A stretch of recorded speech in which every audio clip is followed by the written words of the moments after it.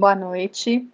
Dando sequência à série de palestras promovidas pela Casa de Fabiano, dando continuidade aqui do Evangelho segundo o Espiritismo, estamos no capítulo 5º, Bem-aventurados os aflitos, e hoje nós vamos aqui pegar o item 21, é uma mensagem de Sansão, antigo membro da Sociedade Espírita de Paris.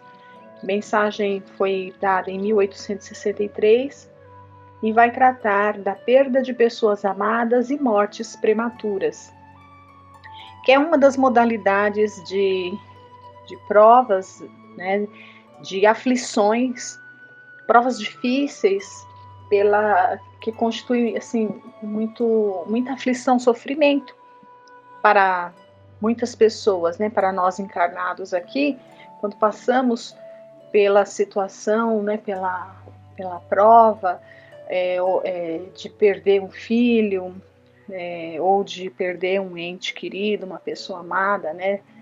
É muito difícil sempre.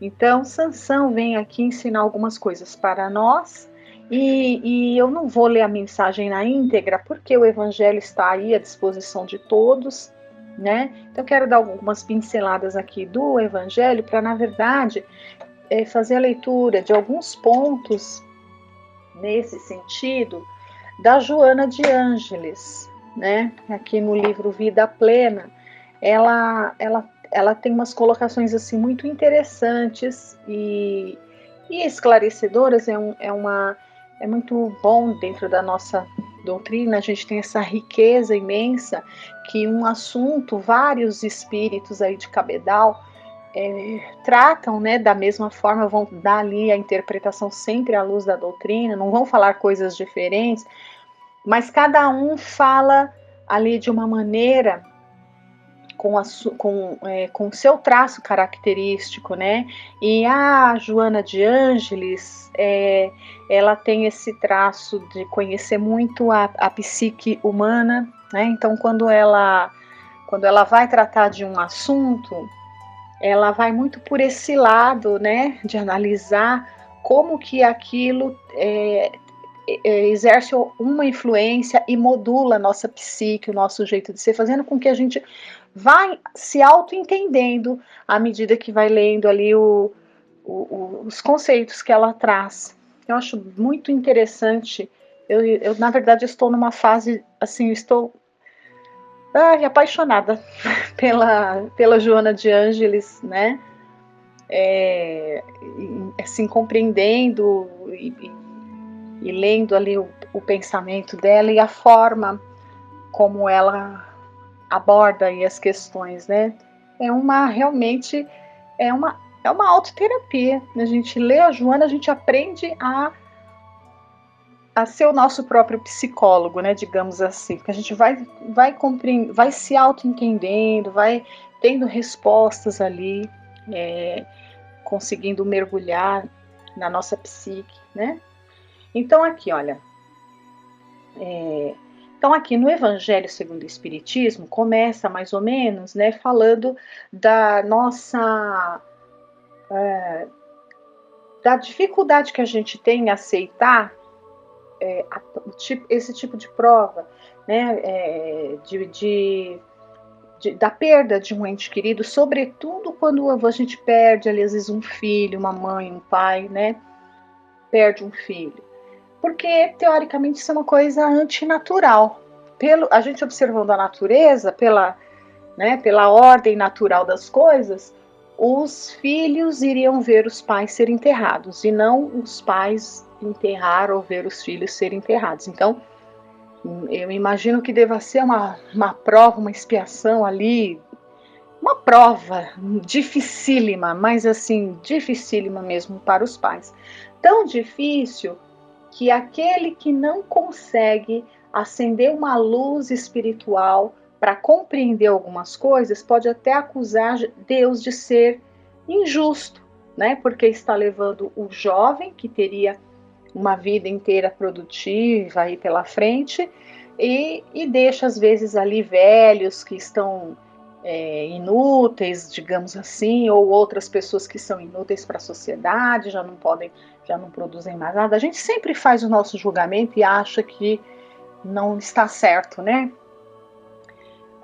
E aí o espírito aqui, Sansão, ele vem nos abrir os olhos e dizer que nós temos sempre a necessidade de nos elevar para poder compreender. Sim, a gente tem que se elevar e sair da matéria para poder compreender, porque senão, de fato, não vamos conseguir encontrar uma resposta para uma dor tão grande como essa, né?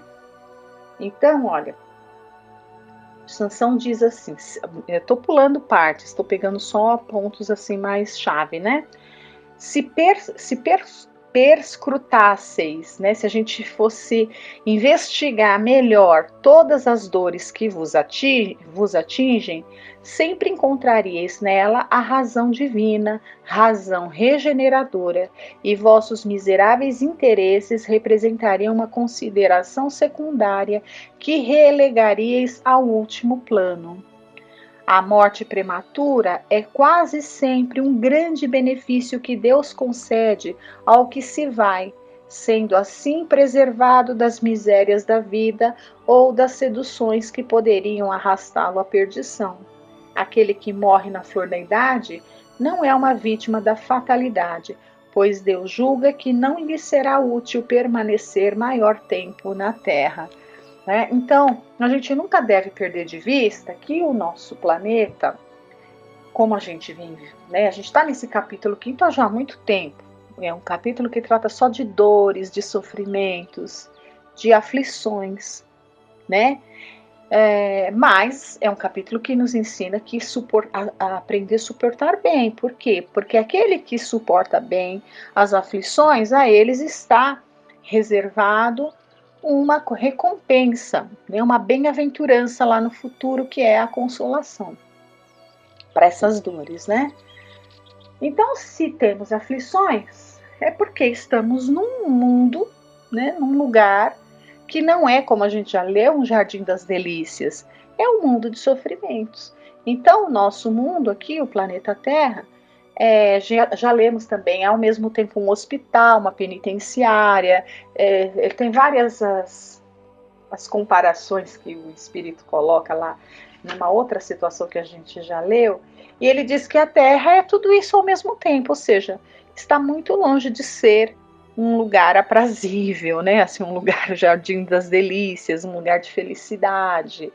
Aliás, também tem um outro capítulo que a gente já leu que diz que a felicidade não é deste mundo do planeta Terra. Então a felicidade não é daqui, né? Não a felicidade genuína, mas é possível ser agradável, né? Bom, mas não vamos nos demorar nisso, porque eu quero ler o texto da Joana. Então, assim, se o planeta Terra não é uma coisa, não é um jardim das delícias, não seria egoísmo da nossa parte ficar contrariado com Deus porque retirou um ente querido, seja de qualquer idade, né? Que seja, não seria um egoísmo da nossa parte? A gente já parou para pensar dessa forma, como Sansão coloca para a gente aqui, né? Olha, que esse ente querido está sendo preservado das misérias, das dores, dos sofrimentos da vida ou das seduções, dos arrastamentos que podiam fazer com que aquele espírito se perdesse. Então, muitas vezes, a gente não faz a menor ideia, mas um espírito que está bem comprometido, muito comprometido, mas ali, de repente, ele tem um lampejo de querer melhorar, e ele tem uma oportunidade, ele está querendo, mas ele ainda não tem forças ali suficientes. Mas ele teve ali um primeiro desejo sincero de querer mudar, mesmo não tendo ainda fortaleza moral para tanto. E basta isso para a gente receber ajuda. Agora, qual o tipo de ajuda? É a espiritualidade que sabe qual é a melhor ajuda. Então, de repente, um espírito que já deu esse primeiro passo, que com muita dificuldade decidiu dar um rumo para a sua existência, aí nessa vida ele vem e de repente ele pode se deparar ali com um arrastamento para o qual ele ainda não disse que ele não vai estar preparado, a gente não sabe, e Deus sabendo disso, né? Às vezes não seria melhor tirar a pessoa antes dela passar por aquela situação do que permitir que ela passe sabendo que ela vai acabar se comprometendo mais ainda, né? Só que ela já não quer mais se comprometer, só que o arrastamento ainda é muito grande. Então Deus tem os seus caminhos. Não estou falando que é sempre assim, mas pode ser sim uma ferramenta da qual Deus se utilize, que a gente nunca vai saber enquanto estiver aqui. Como que a gente vai saber? Tendo esse conhecimento, lendo, fazendo uso da razão, né? O nosso bom senso aqui, olha. Cadê? É nos elevar, né, para compreender. A gente tentar seguir mais ali aquela voz que fala alto ao nosso sentimento, né? Se a gente fosse mais assim, a gente certamente não ia ficar tão revoltado contra Deus quando passasse pela dificuldade, pela difícil prova de perder um ente querido, seja ele um filho, ou presenciar aí, né, situações de jovens na flor da idade deixando o mundo, né? Aí mais para frente ele fala, olha, considerais como nada as esperanças da vida futura, preferindo as da vida efêmera que arrastais pela terra. Então na vida futura, então imagine num exemplo como esse que eu dei, né, de uma pessoa, um jovem ali que é retirado, né, da terra, desencarna ali precocemente, né? Não é antes da hora, gente. Ninguém vai antes da hora, né? A não ser que cometa ali um suicídio, seja direto ou indireto. Chegou a hora, não importa se é jovem ou se não é, não importa a forma como, né? Não importa, não existe bala perdida, não existe acaso, né? Chegou a hora, é fatal, vai. Não importa se é jovem, se é velho e tudo mais, né? Então, a vida no mundo espiritual continua, né? E às vezes o espírito vai ter oportunidade de ir lá, ali assistido pelos bons espíritos, ele conseguir dar passos ali mais largos no sentido de se fortalecer mais para uma próxima encarnação ele poder ali passar por ela por um tempo maior, né? Com mais condição para isso. Olha só, vamos aqui, olha. Então ele diz que nós que somos espíritas sabemos, ou pelo menos deveríamos saber, que a alma vive melhor quando vive livre do seu invólucro corporal. Sim, porque nós somos, o corpo perece, né? O corpo perece, o corpo é finito, acaba, tem fim. O nosso corpo tem um fim, né? Mas o nosso espírito é eterno, não tem fim. Então, por esse pensamento, a gente, pela lógica e pela razão, somos seres espirituais que vamos vestindo roupagens carnais quantas forem necessárias, roupagens finitas, né? Roupagens que vão se acabando cada vez que a gente vai desencarnando em cada existência, cada vida. Então, por esse pensamento, a nossa verdadeira vida é o mundo espiritual, é a vida espiritual. Então, o espírita deve saber disso, deveria saber disso assim, sem titubear. E aí ele dá uma consolação aqui para as mães. Olha, Sansão diz: Mães, sabeis que os vossos filhos bem amados estão perto de vós. Sim, eles estão bem perto.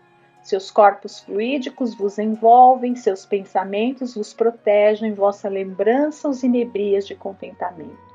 Mas também as vossas dores sem razão os afligem, porque revelam uma falta de fé e constituem uma revolta contra a vontade de Deus.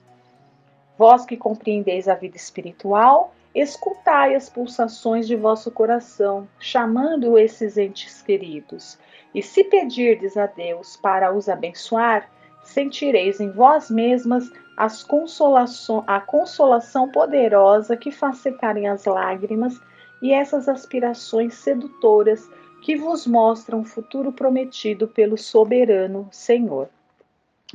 Então, a gente sabe que pelo pensamento nós estamos perto uns dos outros, né? Os laços do coração não separam ninguém, mas as nossas vibrações nos aproximam, sejam elas de qual natureza for. Uma vibração de tristeza, de revolta contra a vontade de Deus, de inconformismo, essa vibração ruim que a gente chama de sofrimento, sim, é claro que a gente sofre, né? Mas a forma como a gente sofre, né? Sofrer por sentir a falta e por um tempo, o luto, é natural, é muito natural, é saudável e é assim que tem que ser mesmo, porque não somos frios e indiferentes. Mas aquele sofrimento prolongado demais e cheio de remorso não, cheio de rancor, cheio de revolta contra Deus, acusando Deus de injustiça, aquele sofrimento que nos põe para baixo, que faz com que a gente perca a nossa vontade de viver também, né? Aquele sofrimento que nos coloca ali muito deprimidos muitas vezes. Esse tipo de vibração atinge os nossos entes queridos de uma maneira tal que aumenta ainda mais as dores deles do lado de lá, porque eles também sentem falta de nós. Então a gente perturba eles com esse tipo de sensação, né?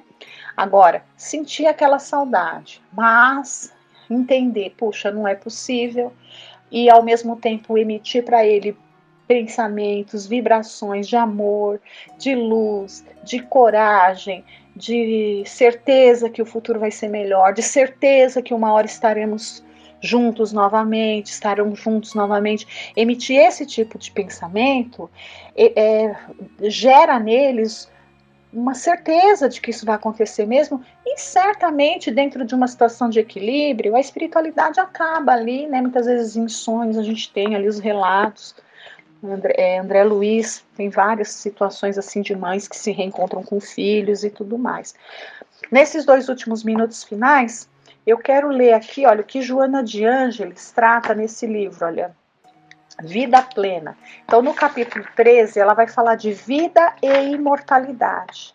Ela diz assim: quando a organização física deixa de receber a força mantenedora que vem do espírito, dá-se o afrouxamento dos liames perispirituais e a separação do princípio inteligente. Este fenômeno, a morte, é uma fase para a reestruturação dos valores do espírito durante a vilegiatura material.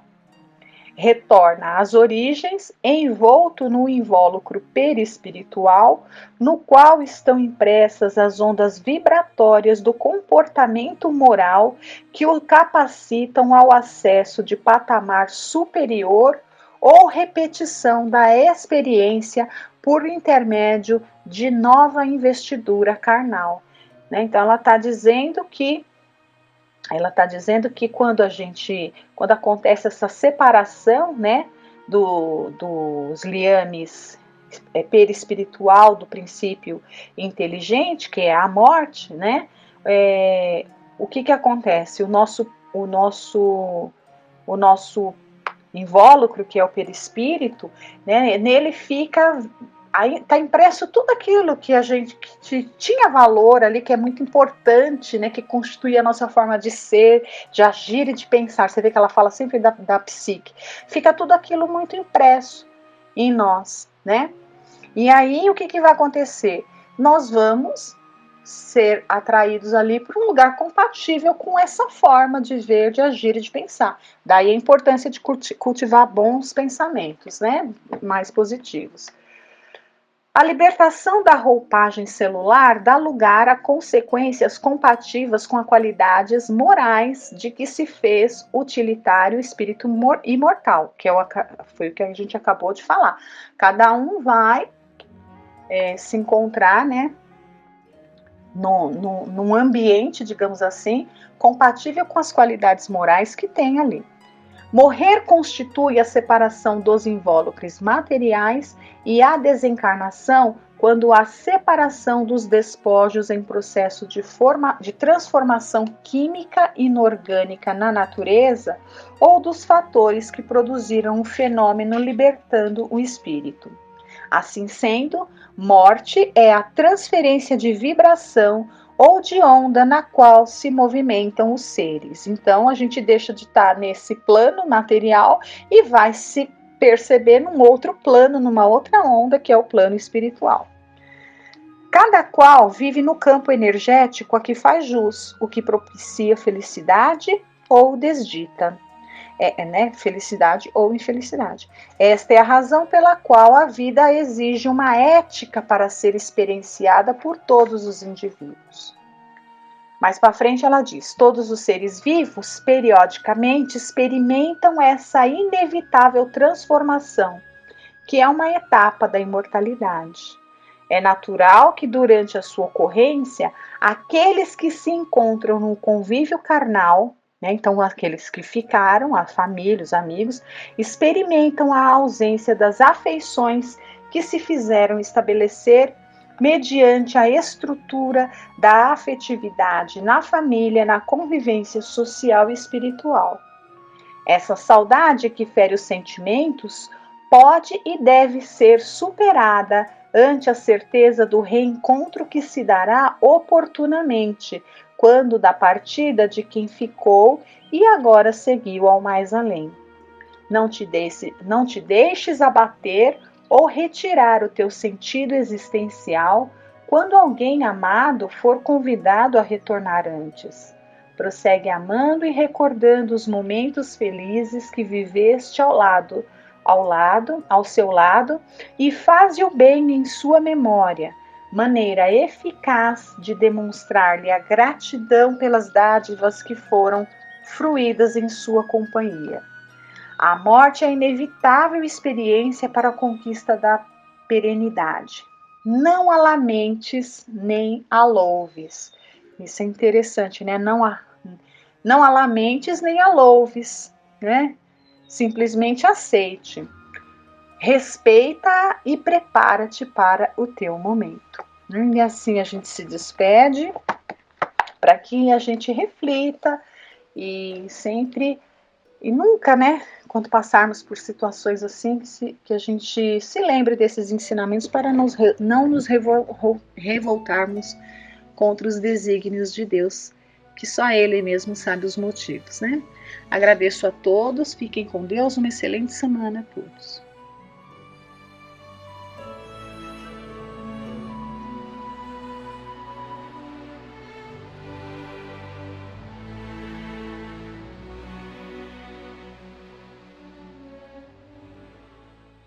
Boa noite a todos, espero que todos estejam bem.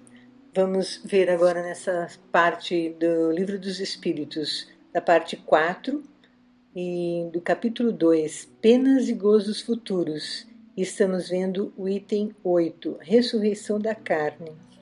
Começando hoje pela questão 1010. O dogma da ressurreição da carne é a consagração da reencarnação ensinada pelos Espíritos? Resposta: como quereis que seja de outro modo? Dá-se com essa expressão o que se dá com tantas outras, que só parecem desarrazoadas aos olhos de certas pessoas que a tomam ao pé da letra e por isso são levadas à incredulidade.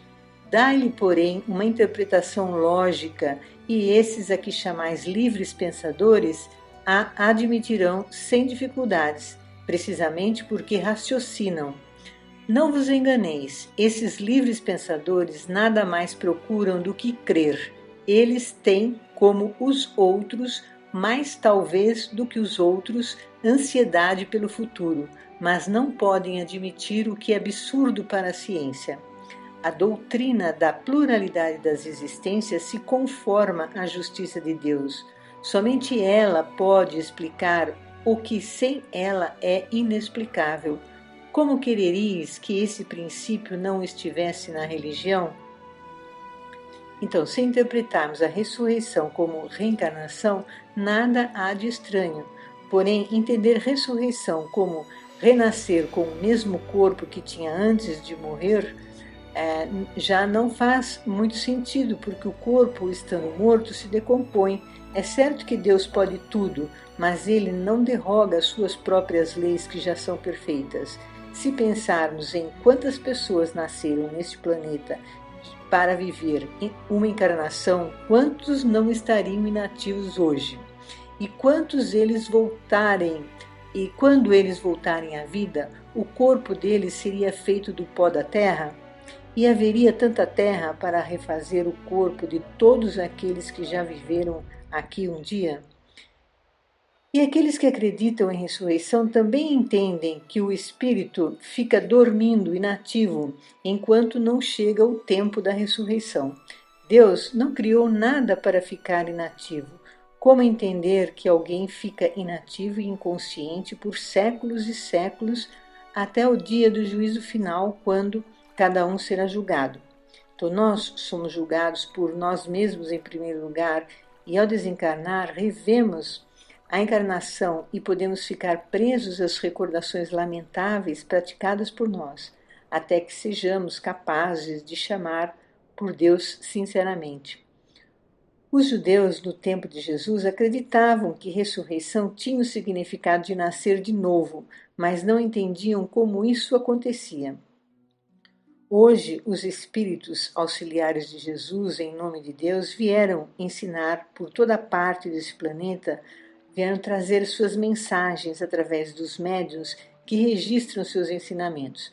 Por este meio, eles ensinam que reencarnamos em um novo corpo com outra aparência física, quando então desenvolvemos novos conhecimentos e melhor compreendemos as leis de Deus, e até que aprendamos a não só conhecer essas leis, mas também praticá-las. E os laços de famílias não se rompem, mas se fortalecem e se ampliam no decorrer das nossas encarnações, da nossa evolução. Questão 1010A. Então a Igreja, pelo dogma da ressurreição da carne, ensina a doutrina da reencarnação? Resposta. Essa resposta foi dada por São Luís.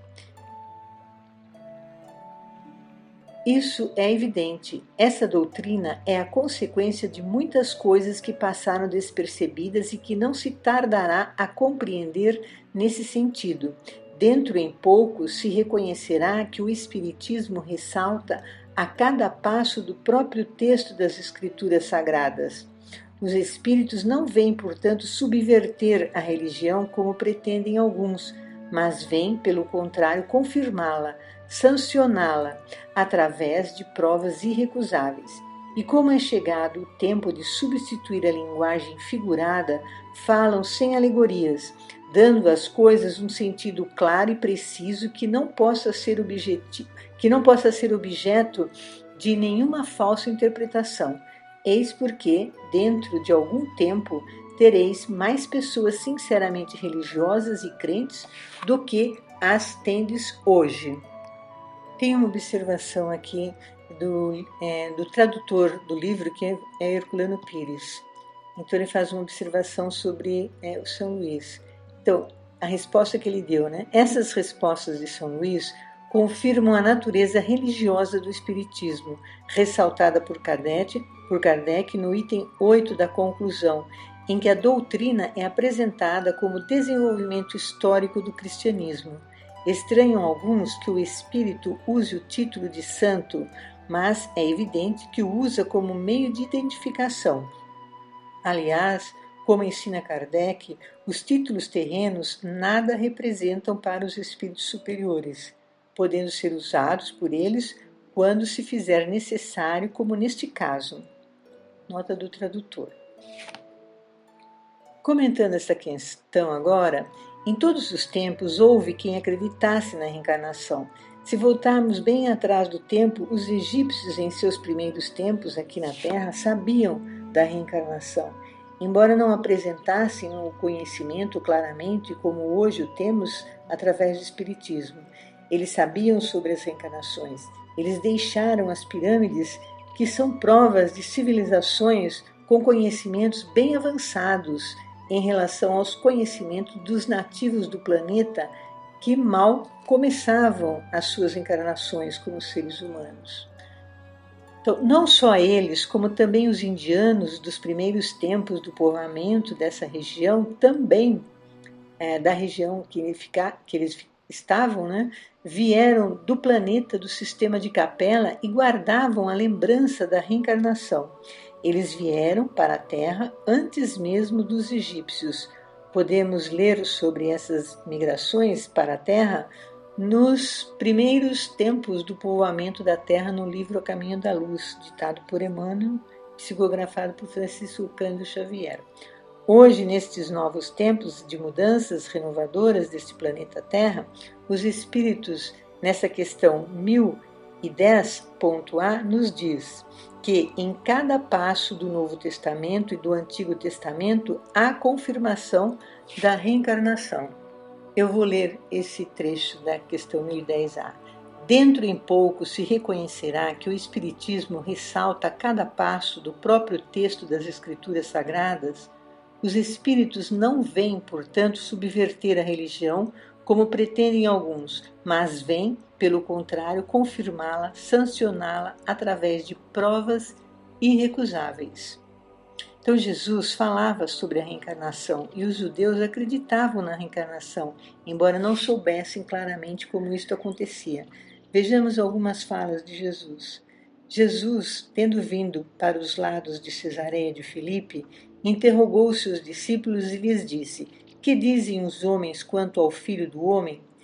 Quem dizem que eu sou? Eles lhe responderam: Alguns dizem que sois João Batista, outros Elias, outros Jeremias ou alguns dos profetas. Jesus lhes disse: E vós, outros, quem dizeis que eu sou? Simão Pedro, tomando a palavra, lhe disse: Vós sois o Cristo, o Filho de Deus vivo.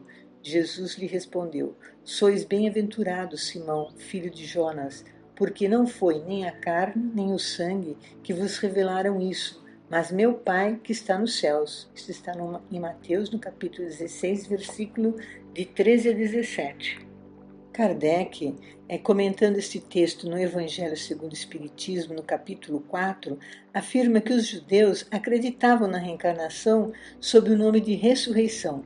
Eles acreditavam que o homem poderia reviver depois da morte, mas não sabiam como isso acontecia exatamente. Achavam que as pessoas renasciam, que a pessoa renascia com o mesmo corpo. Só que isso contraria as leis das ciências, e isto não condiz com as leis de Deus, que são perfeitas, e um corpo, depois de decomposto, se ele voltasse à vida, estaria contrariando as leis da matéria criada por Deus. Todas as leis de Deus são perfeitas. Jesus disse a Nicodemos: Ninguém pode ver o reino de Deus se não nascer de novo. Esse texto está no Novo Testamento, em João, no capítulo 3, versículo 3. Para nascer de novo, é preciso ter um novo corpo que se constituirá através de uma nova gestação. Então, vejamos o comentário de Kardec sobre essa questão. A ciência demonstra a impossibilidade da ressurreição segundo a ideia vulgar. Se os despojos do corpo humano permanecessem homogêneos, embora dispersados e reduzidos a pó, ainda se conceberia a sua reunião em determinado tempo. Mas as coisas não se passam assim.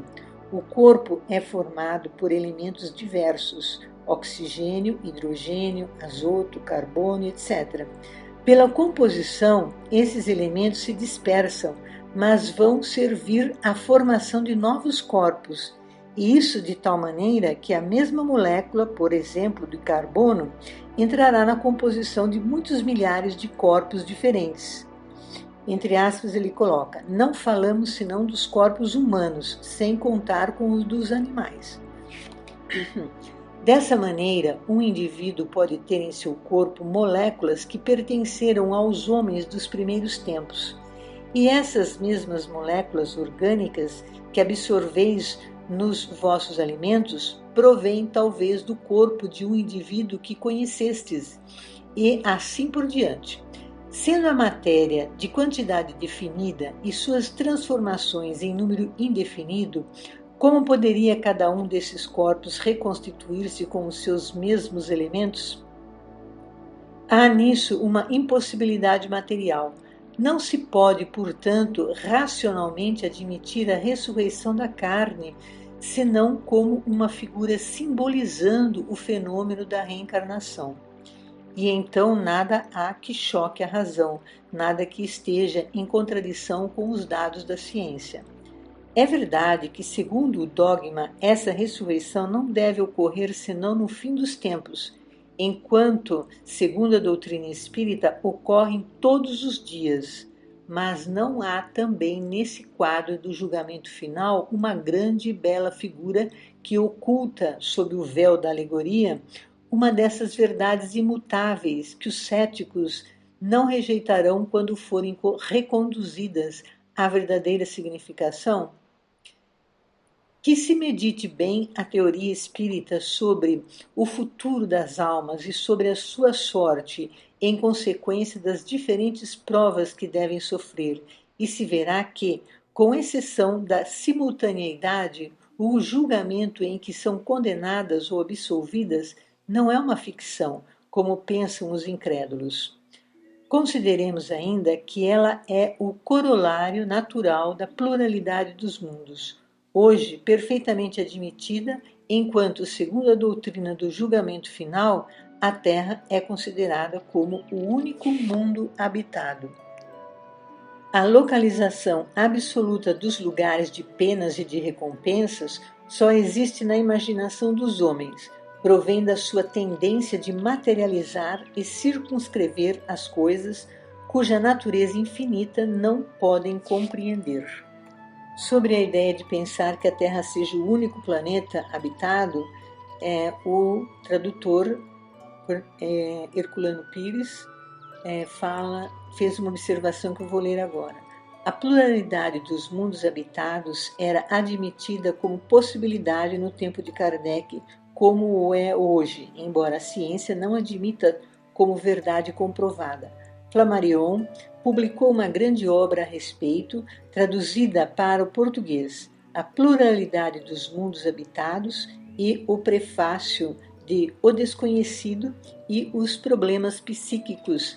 Declara, com a sua autoridade de astrônomo, abre aspas, a imortalidade através das esferas siderais parece-me o complemento lógico da astronomia, fecha aspas. Os astrônomos atuais procuram obter provas a respeito disso. Agora vamos ao item 9, Paraíso, Inferno, Purgatório, Paraíso Perdido, questão 1011. Em um lugar circunscrito no universo está destinado às penas e aos gozos dos espíritos, segundo os seus méritos? Resposta: já respondemos a essa pergunta. As penas e os gozos são inerentes ao grau de perfeição do espírito.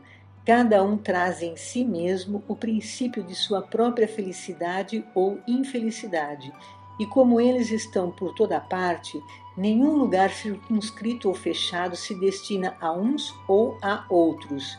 Quanto aos espíritos encarnados, são mais ou menos felizes ou infelizes segundo o grau de evolução do mundo que habitam. Então, os espíritos estão por toda parte no universo. Os espíritos com padrão vibratório semelhantes se atraem e ficam mais próximos, mas não há um único lugar onde os espíritos de mesma condição se reúnam. Por exemplo, há diferenças significativas entre as regiões umbralinas, onde estagiam os sofredores por algum tempo. O mesmo ocorre com os espíritos em condições mediana e outros bem mais evoluídos. Há aqueles que estão recolhidos em alguma colônia espiritual. Essas colônias são como as cidades que temos aqui no plano dos encarnados. É uma comparação para entender melhor, mas a organização é bem mais avançada que as cidades que temos aqui entre os encarnados, cada uma com suas características e objetivos próprios. As colônias espirituais também evoluem. Temos como base a cidade Nosso Lar. É relatado com detalhes no livro de mesmo nome, que nessa colônia havia certos hábitos inadequados no seu início, mas depois de certo tempo as regras foram modificadas e isto possibilitou melhorias aos trabalhadores e o atendimento aos doentes que eram levados até lá. No livro Os Mensageiros, ditado por André Luiz e psicografado por Francisco Cândido Xavier, em um trecho do capítulo 15, Aniceto esclarece André Luiz e o seu amigo Vicente sobre os planos que se interpenetram. Vou ler um trecho da conversa entre eles. Aniceto está esclarecendo a eles. Abre aspas. A ciência vai igualmente aos círculos atômicos, analisa a materialização da energia, o movimento dos elétrons, estuda o bombardeio de átomos e esquadrinha corpúsculos diversos. Mas todo esse trabalho, com a colaboração das lunetas de alta potência e dos geradores de milhões de volts, ainda é serviço que apenas identifica os aspectos exteriores da vida. Há, porém, André, outros mundos sutis, dentro dos mundos grosseiros, maravilhosas esferas que se interpenetram. O olho humano sofre variadas limitações e todas as lentes físicas reunidas não conseguiriam surpreender o campo da alma que exige o desenvolvimento das faculdades espirituais para tornar-se perceptível. Fecha aspas. Mais adiante, Aniceto continua esclarecendo. Somente ao homem de sentidos espirituais desenvolvidos é possível revelar alguns pormenores das paisagens sob nossos olhos. A maioria das criaturas ligadas à crosta não entende essas verdades, senão após perderem os laços físicos mais grosseiros. É da lei que não podemos ver senão o que possamos observar com proveito. Então vemos que é muito interessante que num mesmo espaço tenha planos, lugares diferentes ou paisagens diferentes. E sabemos também que os semelhantes se atraem, mas não existe apenas um único lugar em que estes se reúnam. Atraem-se pelo padrão vibratório de cada um. Né? Existem diferentes lugares semelhantes. Questão 1012. De acordo com isso, o inferno e o paraíso não existiriam como os homens os representam? Resposta: não, não são mais do que figuras. Os espíritos felizes e infelizes estão por toda parte. Entretanto, como já o dissemos também, os espíritos da mesma ordem se reúnem por simpatia, mas podem reunir-se onde quiserem, quando perfeitos. A localização absoluta dos lugares de penas e de recompensas só existe na imaginação dos homens. Provém da sua tendência de materializar e circunscrever as coisas cuja natureza infinita não podem compreender. Então vemos que nossos conhecimentos e graus evolutivos dificultam perceber esses mundos que se interpenetram e conforme vivemos aqui imaginamos o que pode ser em outros lugares ou planos. Então imaginamos um lugar céu ou outro inferno, mas não é assim. Inclusive porque a ideia de inferno é um lugar que a pessoa fica para sempre sofrendo. Porém, os espíritos deixam bem claro que isso não é verdade. Ninguém viverá sofrendo eternamente. E o fogo do inferno, com os seus demônios apresentados em certas literaturas, estão mais para a imaginação do que para a realidade. Os espíritos chamam de umbral o local onde muitos de nós ficamos no desencarne até que nos reconheçamos como Filho de Deus e clamamos por Ele. Questão 1013. O que devemos entender por purgatório? Resposta: dores físicas e morais é o tempo da expiação. É quase sempre na terra que fazeis o vosso purgatório e que Deus vos faz expiar as vossas faltas. Aquilo que o homem chama purgatório é também uma figura pela qual se deve entender não algum lugar determinado, mas o estado dos espíritos imperfeitos que estão em expiação até a purificação completa que deve elevá-los ao plano dos espíritos felizes. Operando-se a purificação nas encarnações, o purgatório consiste nas provas da vida corpórea. Então vemos, né, que o que é chamado de purgatório por alguns, para os espíritas seria umbral, né, que depois de um tempo a pessoa sai dali. Né. Não será possível terminar aqui hoje esses itens, então vamos deixar para a semana que vem, finalizando. Agradeço a oportunidade e que Deus nos auxilie durante a semana a estarmos sempre com os pensamentos elevados, buscando compreender e respeitar as ideias de cada um. Obrigado, boa noite a todos.